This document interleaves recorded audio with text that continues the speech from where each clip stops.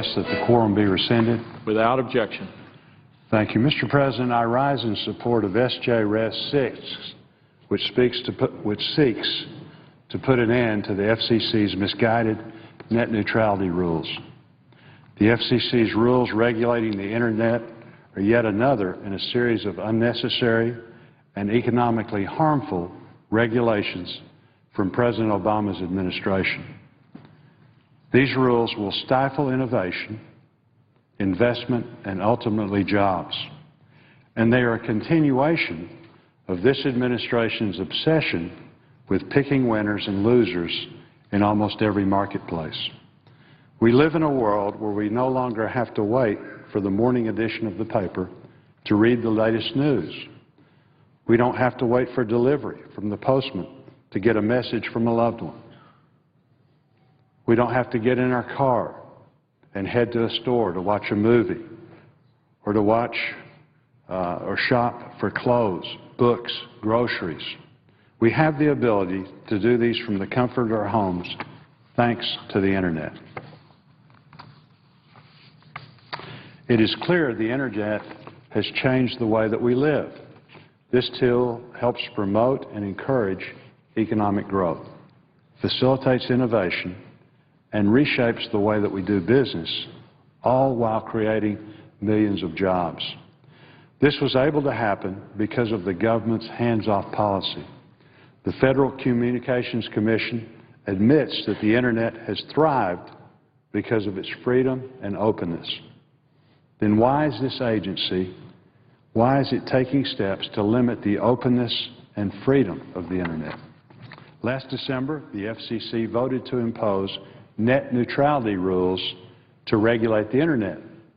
This is nothing more than the government interfering and threatening small providers and forcing networks to operate its services in ways determined by unelected bureaucrats.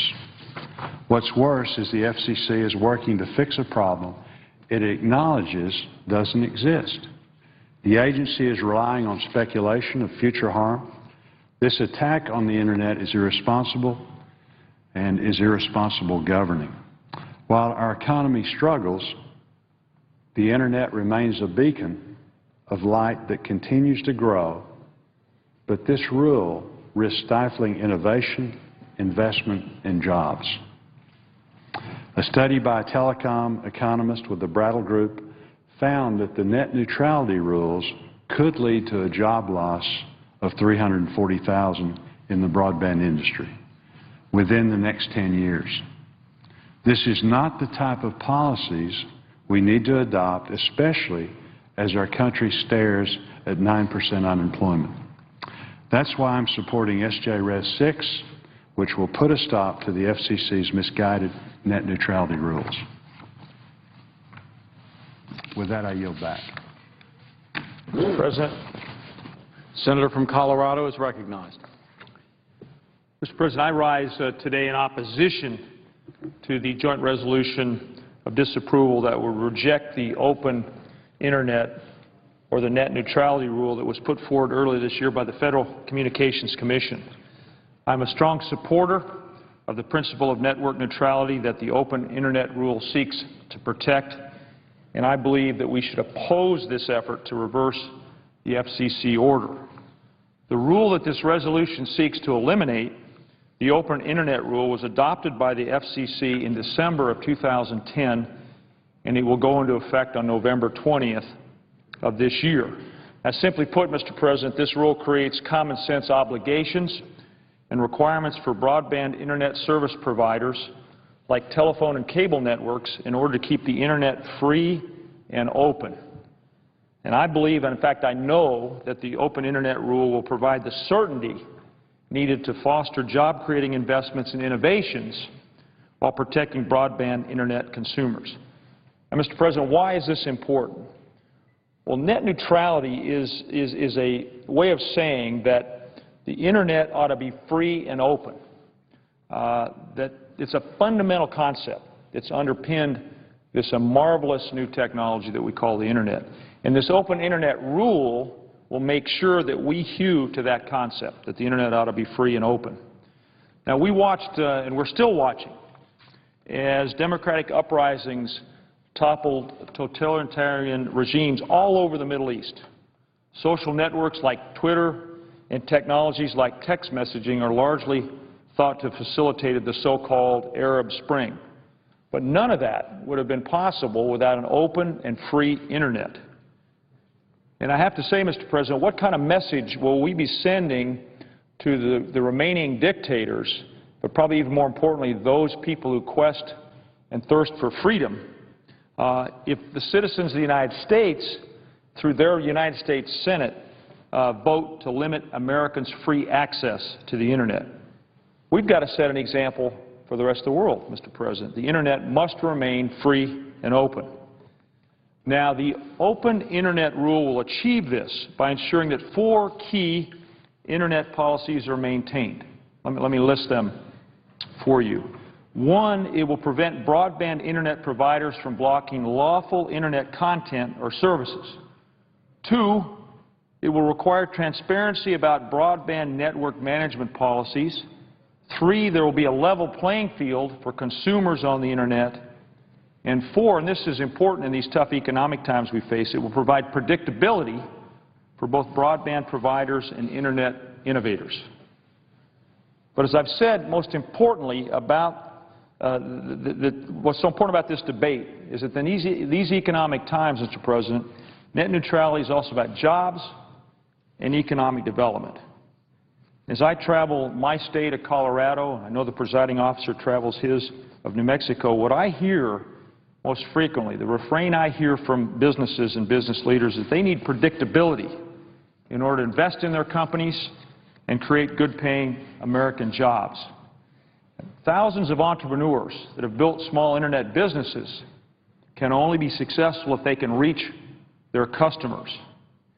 However, if we don't preserve this net neutrality rule and content blocking is prevented, there won't be any guarantees that the next great online innovation or pioneering application will even be able to access the Internet. For example, the next Google or Amazon or Twitter will only be able to grow and be successful if they can reach their customers without worrying about interference from broadband providers that might want to preference another, more established competitor. So what we're talking about here is that the FCC is promulgating a common-sense rule that will provide predictability for both the broadband providers and the Internet innovators. And the certainty of knowing the rules that broadband providers have to follow will give the confidence needed for investors to help the next Groupon breakthrough or many of the other numerous applications that we're all familiar with online. Innovation and job creation is what will finally lift our economy out of the slump that we've been desperately trying to recover from. We need net neutrality to ensure that innovation thrives and that the next great product, service, or way of doing business is not inhibited by market manipulations or restrictive online policies. So, Mr. President, I came to the floor to urge my colleagues to vote against this resolution.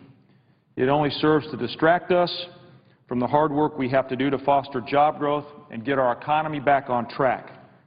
Let's agree to cement fair and reasonable rules of the road as the FCC rule seeks to achieve in order to provide certainty and a climate of innovation for the next generation of job creators. Mr. President, I yield the floor. Senator from Missouri is recognized. Mr. President, we don't use the Congressional Review Act often. In fact, I think we've only used it once successfully. But the regulators are working at a breakneck pace, and the overreach we see in this rule and some others that are coming out right now, I think really requires the Congress to pay attention, requires us to revisit the reason that the Congress gave itself the ability to look at rules and regulations and see if they make sense. Simply put, on this regulation, the Federal Communications Commission lacked the legal standing to produce the order that I think we're debating today. The net neutrality order of the FCC enacted is not based on the facts or on the law, And in fact, I have yet to hear a credible defense of why we'd want to have this massive regulatory burden. In fact, we've talked about net neutrality for several years now, and the definition continues to change because the free marketplace has driven the innovation beyond every debate we've had. The marketplace where people invest and grow the Internet and access to that Internet has meant that as soon as a debate would be engaged on this issue of so-called net neutrality, it no longer mattered. And I think that's what we see here as well, but it will begin to matter if we begin to manage the Internet in a way that slows down investment, that slows down innovation. 3 years ago, the FCC attempted to reach far beyond any legislative mandate they had to regulate Internet through a rule. Last year, a federal court struck down that rule, saying the Commission had no authority to do so. Now we find ourselves debating a measure which, in a roundabout way, attempts to accomplish the same end with a result that might be disguised in some other way. The Commission is using a provision of the Communications Act, which was enacted to allow the FCC to, quote, remove barriers to infrastructure investment. Now, why would we want to do that? Why would we want to remove barriers to infrastructure investment? Obviously, why would we have passed that law? Because we want to encourage infrastructure investment by removing barriers. The basis that the FCC is using was actually deregulatory, not regulatory. They're basing this on a law that said they could do something 180 degrees different than what this rule would do. Repeated government economic analysis have reached the same conclusion. There is no concentration. There are no abuses of market power in the broadband space. And even if they were, we have a lot of laws to deal with that. We have antitrust laws. We have consumer protection laws. There are plenty of ways to approach that if it happens, but nobody thinks it's happening. The Commission, like many other federal agencies, has often been put in a position where one industry is competitors being asked for a regulation that somehow would benefit them in their competition with somebody else. This order would greatly increase the frequency of those requests. This order puts the FCC in a position of constantly having to monitor new innovations in the Internet. One of the FCC commissioners who didn't agree with this order clearly laid out the dissent when he said this, and this is a quote from Commissioner McDowell. Using these new rules as a weapon, politically favored companies will be able to pressure 3 political appointees to regulate their rivals to gain competitive advantages. Litigation will supplant innovation. Instead of investing in tomorrow's technologies, precious capital will be diverted to pay lawyers' fees.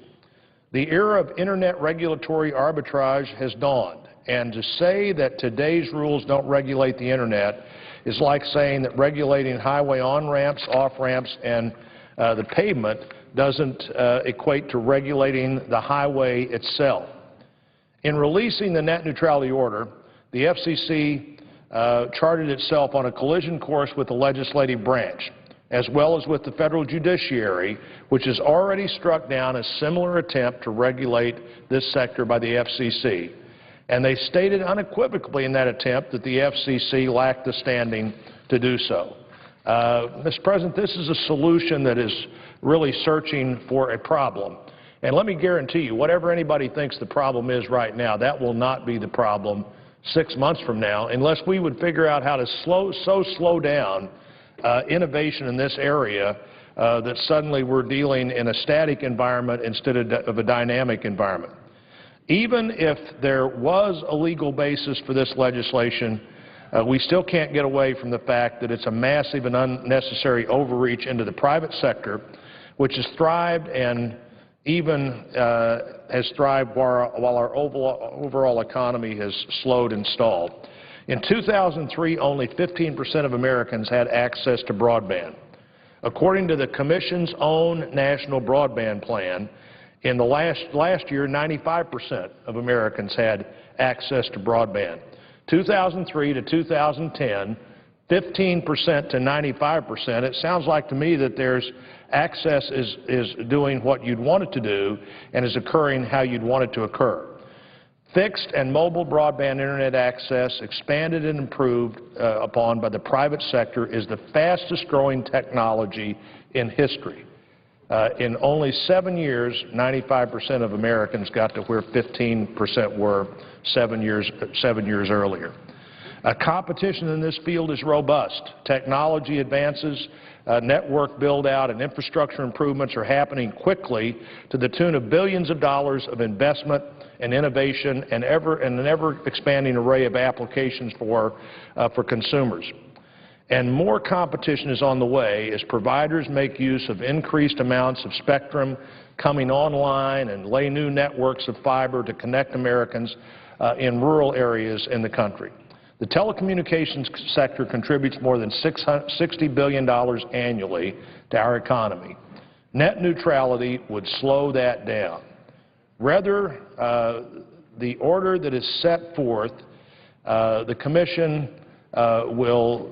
begins to speculate on what might happen as opposed to what clearly is happening. First, the kind of anti-competitive action that the Commission seeks to remedy is already illegal. Second, the Commission in this space is far too fierce. Most Americans already have 2 options for wired broadband access at home or at work, and the number of wireless competitors available is exponentially higher. No government has ever succeeded in mandating investment and innovation, and until this order, nothing has held back internet investment and innovation in this country, and that's why it's done so well. Broadband build-out is a thriving success story on which every American, virtually almost all Americans, now count. And we now even take it for granted. It is incumbent on us to look at this rule, to understand the negative impact it will have on a thriving way to communicate, to do business, to talk to each other, and to reject this rule and let this system continue to develop with the same innovation, the same intensity, the same incredible success that it has in the past 7 years. And with that, Mr. President, I yield the floor. Mr. President. The senator from Texas is recognized. How much time is left on our side? About 19 and a half minutes. Thank you, Mr. President. Just the absence of a quorum. The clerk will call the roll of the Senate. Mr. Akaka.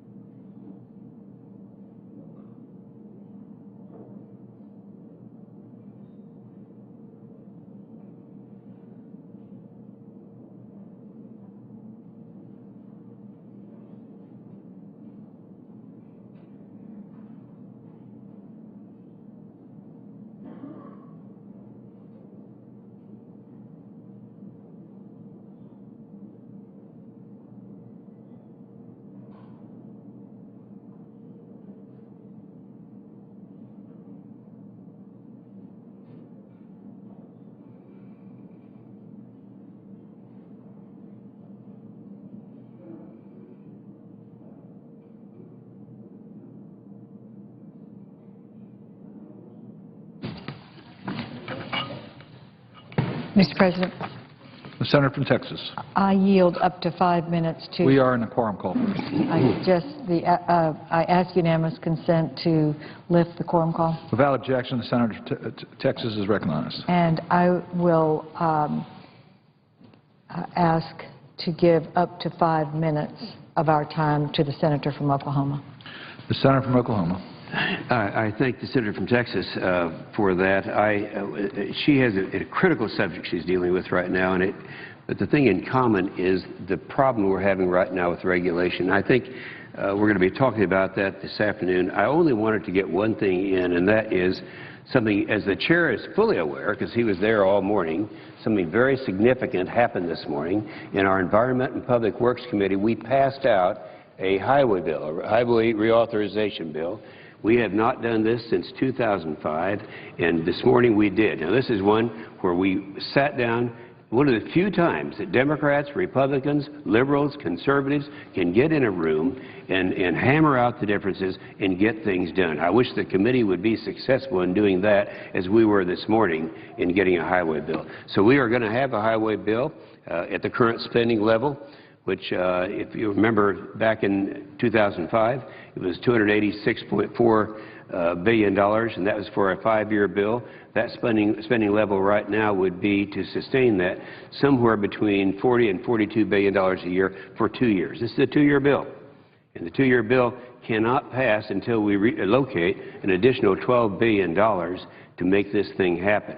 I think a lot of us don't want to take what would constitute a 34% cut in funding for our roads and highways and bridges throughout America and be able to sustain that. This is a life and death type of issue, and I'm going to say how proud I am of the staff of every Democrat and every Republican on the Environmental and Public Works Committee that made this happen this morning. So while we have many other things that we're concerned about, I think it shouldn't go unnoticed at this time that we have now started that ball rolling, and that's good news. One last thing I'd just like to say about the overregulation.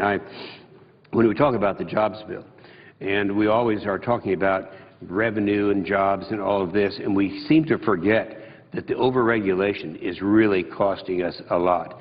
I can remember fighting the cap-and-trade bills ever since back during the Kyoto Convention, and impressing upon people that the bills that were offered would cost between $300 and $400 billion a year. Now, that's every year. That's not just the first year. And right now, since they have not been able to pass that here, they are trying to do that through regulations, through the Environmental Protection Agency. Congress, myself and Congressman Fred Upton over in the House had legislation that would take away the power of the jurisdiction of the EPA to get this done. And I think that this is going to be offered as an amendment this afternoon. I think it's very critical that we pass that. And I thank the senator from Texas for giving me this time. I yield the floor. The clerk call the roll of the Senate. Mr. Akaka.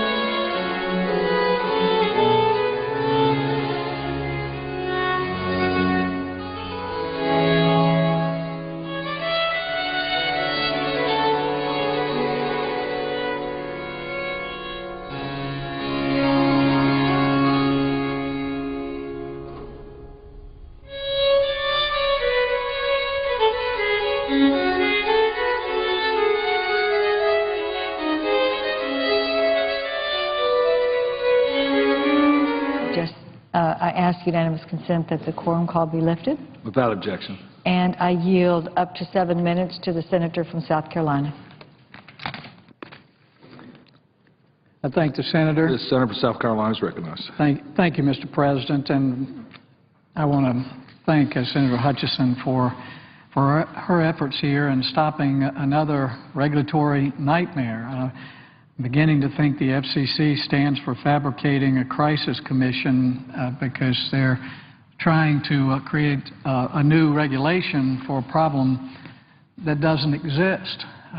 And the overriding problem here is as the government intervenes increasingly into the Internet and the investment in the Internet, that investment's going to dry up as the uncertainty is increased. I've seen in my state where private investors have put together the money with companies to put down broadband or put in rural areas only to find that some company is operating with a government grant or some government money to compete with them. But under Obama, the FCC has become a very activist bureaucracy that's inventing a crisis here in order to take control of the Internet. The Internet's one thing in our country that's working vibrantly. It's a showcase of free enterprise. It doesn't need to be regulated. For years, liberals have warned us if the government doesn't take action, the Internet won't be competitive or accessible. The opposite has happened. More people are using the Internet and have access to cutting-edge technology devices than ever. This is yet another misguided big government solution in search of a problem. Last year, the courts ruled in the Comcast decision that the FCC does not have the authority to mandate how private companies can enter into business agreements and limit the ways they provide Internet services. The FCC did not learn its lesson, and instead, it's again with its open Internet order, which is vague, baseless, and built on even weaker legal foundation than the activities in Comcast. Congress didn't authorize such actions, and the courts have ruled against it. And the FCC should not try to get around it by redefining terms or whatever they're trying to do in this case. There has been no demonstrable harm that the FCC needs to respond to. They cannot give us a case where competition is not growing, where the expansion of broadband is not growing, and the technologies are exceeding the pace that the FCC can even keep up with. We don't need to come in and slow down the growth here. If the FCC wants to take action, it should prove there is legitimate harm in the marketplace.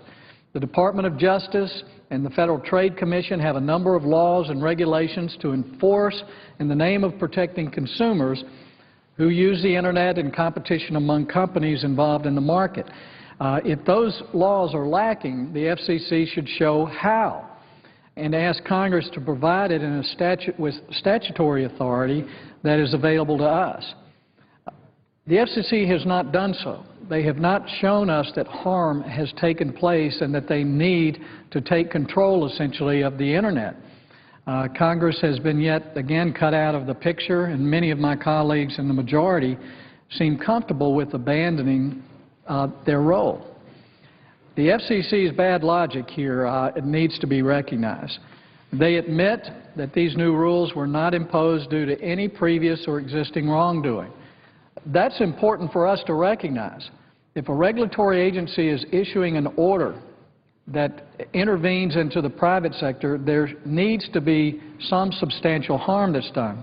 The FCC claims the government must regulate the Internet in order to protect consumers from future harms that could occur. That is not the point of the regulatory structure. I heard all these arguments back in 2006 when the Senate was debating how to update our telecommunications laws. If the regulation advocates had won in 2006, today we would have the Internet of 2006. I don't want the Internet of 2006 in 2011, and I don't want the Internet of 2011 in 2016. I want it to grow and improve and evolve just as it's doing now. The government cannot possibly manage the development of the Internet, which is what the FCC is trying to do here. The Internet does not need government stimulus. It is a free market industry at this point that is working. Right now, the technology sector has a 3.3% unemployment rate, far below the national average.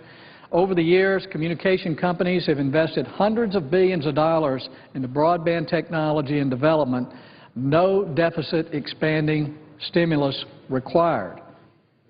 If the government really wants to allow the Internet and related businesses to prosper and thrive, it should stay out of it.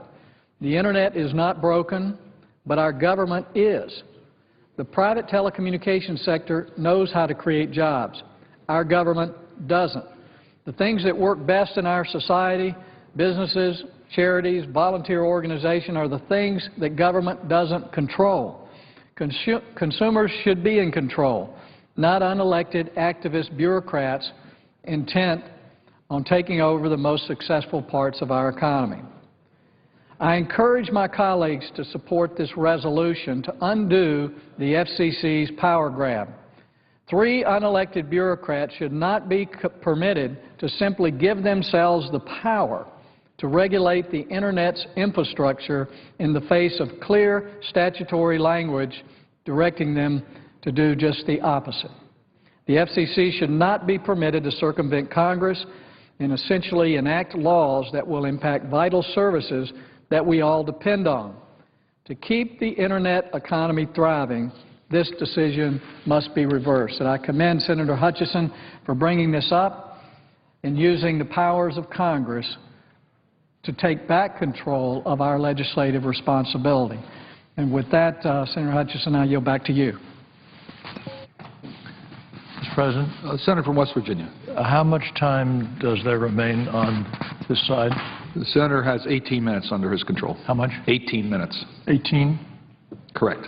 I would happily yield that to the distinguished senator from Washington. Senator from Washington. Thank you, Mr. President. I thank my colleague, the chairman of the Commerce Committee, for his leadership on this important issue, and I'm glad to be on the Senate floor to set the record straight, because we are here to talk about Internet freedom and about making sure that the Internet doesn't have undue cost and expenses on consumers. If you liked TARP and you liked the bailout of the big banks, well, guess what? Then you should vote for this resolution, because this resolution is about whether you are going to stop the communications companies who want to make the Internet more expensive by various techniques to have their way. Now, if you feel that the FCC should establish some rules to protect the freedom of the Internet, then you should oppose the Hutchison resolution. I myself prefer legislation that I've introduced and some of my colleagues support called the Freedom of the Internet Act that goes further than what the Federal Communications System has done to implement true net neutrality. I would prefer that, and maybe in the future my colleagues will be working on such legislation. But as it is today, the Federal Communications Commission has taken a half step, if you will, by proposing some rules that will set in place some protections for consumers to make sure that they are protected on important aspects of keeping Internet costs down. The problem with the FCC rules is that they only apply in some cases to fixed broadband and not to mobile broadband. So if you think about it this way, the entire Internet is moving to a mobile broadband platform. That is our handheld devices, whether they're BlackBerries or phones or what have you. So many more Americans are accessing the Internet that way. So the FCC has come up with rules on transparency and no blocking, that is to make sure that no content is blocked or slowed down for any undue cost or reason, and a non-discrimination rule. Unfortunately, those two last points, no blocking and unreasonable discrimination, don't apply to the mobile side. So we have work to do to make sure that the youth of America, who's consuming so much content online through their mobile devices, aren't going to be artificially charged more or slowed down their access, all because the telecommunications industry wants to have its way with the Internet. Now, my colleagues have been out here talking about innovation. I can tell you the Internet has had a ton of innovation and a ton of content creation, all because there has been an even playing field and net neutrality. And the fact now that the telecommunications company, who is debating an important issue, the lines that get blurred between telecommunications and the Internet, and it's clear that we don't have all the rules in place to make sure that consumer interests are protected.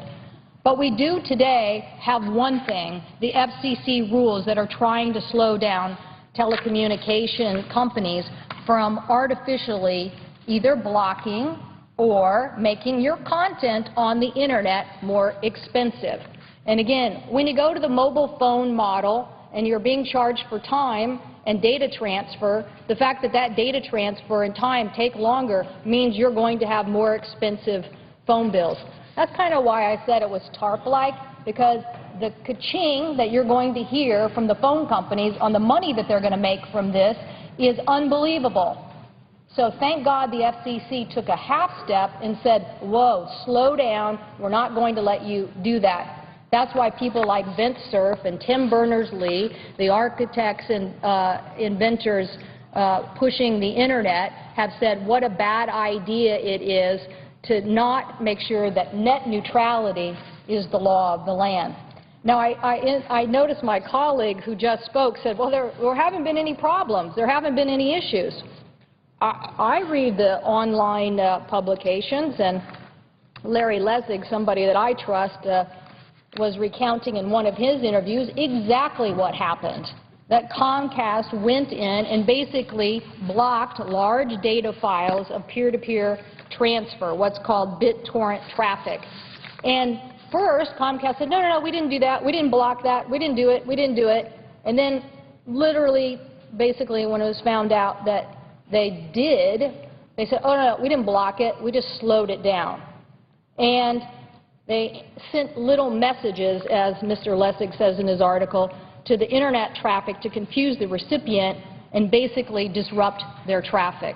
Okay? So that's what's happening.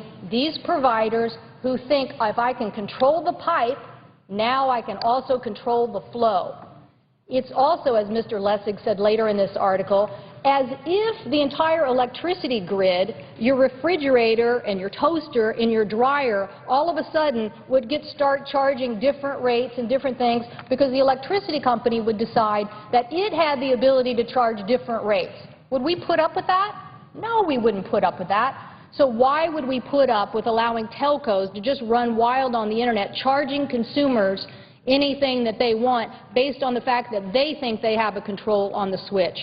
So I'm so proud that the chairman, Senator Rockefeller, has led this fight for the freedom of the Internet, to drive down costs, to keep innovation, and to protect net neutrality. The FCC rules do not go far enough. You can't continue to have this half step and not clearly, on the mobile side, give consumers the protection they need. But for today, if you want to vote with Internet consumers and Internet users on driving down the cost of the Internet, then vote against this resolution and keep the minimal FCC rules in place until we can get stronger legislation passed. Make no mistake about it, the other side is talking about, well, they don't want to regulate the Internet. That's true. They don't want to regulate telcos who want to take advantage of the fact that they own pipes and can charge you a lot more. I'm glad the FCC at least took this measure. We should make sure that it stands until we can even get stronger Internet freedom protection. I thank the President, and I yield the floor.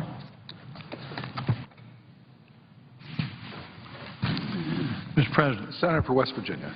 I thank the distinguished senator for her remarks and actually fully agree with them in that mobile is really kind of left alone, and it shouldn't be because it's everything that's happening in the future, but it is a step, and it was a wonderful, wonderful speech. It occurs to me that I don't think we have anybody left on this side, and I'm not sure about Senator Hutchinson, but it may be a good time to yield back our time. Mr. President, how much time is left on our side? The senator has 4 minutes. Mr. President, I would like to just wrap up, and then I will yield back the rest of our time, and we can close this debate because our vote is going to come tomorrow. Mr. President, I just want to summarize what we've heard today. I just heard the distinguished senator from Washington State say that without net neutrality, we would have more expense to consumers. I really do view this in a different way because I view the potential now delays, the regulatory processes, the hurdles that are going to have to be overcome for any kind of pre-clearance to put a new product on the Internet, gatekeeping for innovation. That's what, in my opinion, is going to increase the costs and cause delays, if not freezing, of many of the innovations that have occurred in our open Internet system. We now have, because of the FCC ruling, the requirement for reasonable standards for access to the Internet. Well, there's no definition of reasonable. I heard the senator from Minnesota say that we need net neutrality in order for Google and YouTube and Facebook and Twitter to be able to grow and prosper. Mr. President, those entities have grown and prospered without net neutrality regulations. They have grown and prospered because we have had open access. We and our competitors and our businesses that compete overseas have had open access.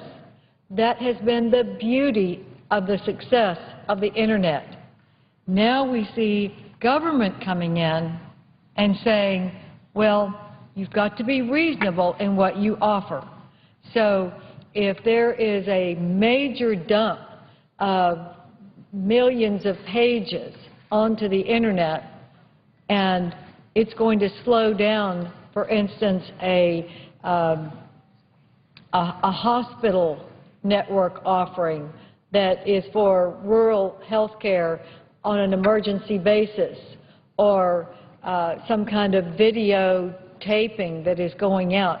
You've got to be able to let the providers have the judgment and let the marketplace work. If there is a problem, which was not pointed out by the FCC when they decided to intervene in the Internet, in 134 pages of regulations, they had 3 paragraphs about problems, all of which had come to a conclusion with the rules that are in place today. So this is clearly a problem that isn't there, that is being manufactured in order to put another government regulation on the books. And when the senator from Massachusetts said this order doesn't regulate the Internet, just the gateways, the on-ramps, that just doesn't hold water, because if you regulate the on-ramp, you are regulating the Internet. You are causing companies that are providing not to have control of their networks, but to now have to go before the FCC to justify maybe a new product that is going to give emergency access, quicker access for users that would need to have that kind of access for emergencies. So, Mr. President, I hope the Senate will say the FCC has extended beyond their authority, beyond any authority Congress has given them, and I hope that we will stand for our prerogative in Congress to make the laws and only have regulations come out when we delegate specifically to an agency to put out rules in a particular area, which has not happened in this case. I urge my colleagues to support this resolution, and I yield the floor. President. Senator from West Virginia. And before I yield all time back on our side, I've listened to the entirety of this debate, and it seems to me it's been fairly clear on one side that government regulates and messes things up, and the other side, the things are going swimmingly. And I just can't help but pay attention to all those people out at TechNet and all the AT&T people and the Moody's and Hamiltons and all these people who take a very, very dour view of government intervention and a very sensitive view as to whether that intervention is in any way going to stop investment. And the answer is usually that it does. And that's why I feel very happy that this was referred to by a number of the major players in this whole field as a very light touch of regulation, which gave them a sense of where they were going to be, how far down they could look towards their future, and therefore to allow them to invest the money that they want to do, which is not to say they wouldn't have done it anyway. But there's nothing like investing, encouraging capital investment in something as important as the Internet, and I think that the net neutrality legislation does that very, very well, and I would hope that it would, when we vote on it tomorrow, that it would pass. Having said that, I yield back all time. All time has been yielded back.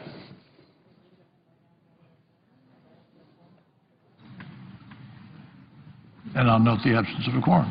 The clerk will call the roll. Mr. Akaka.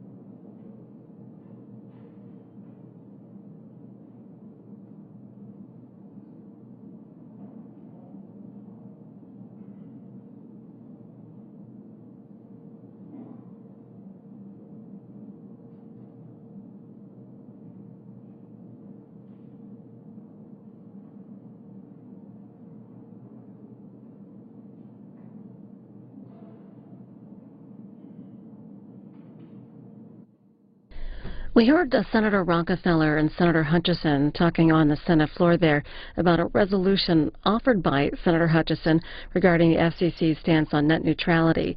A final vote on that measure is expected tomorrow. We talked with a Capitol Hill reporter about it. Josh Smith is a reporter for National Journal Daily. Why do supporters of this resolution of disapproval say it's necessary? Well, opposition to the FCC's net neutrality or open internet rules kind of breaks down on two issues. One, they say that the agency doesn't have the authority to regulate the internet in this way, and two, they say that these regulations are burdensome and try to fix a problem that doesn't exist, kind of a problem that, if it did exist, would be handled by market forces. Who supports keeping the FCC rules in place? It's largely in Congress, generally Democrats. Outside of Congress, a lot of public interest groups have called for both these rules and, in fact, stronger rules to be enacted.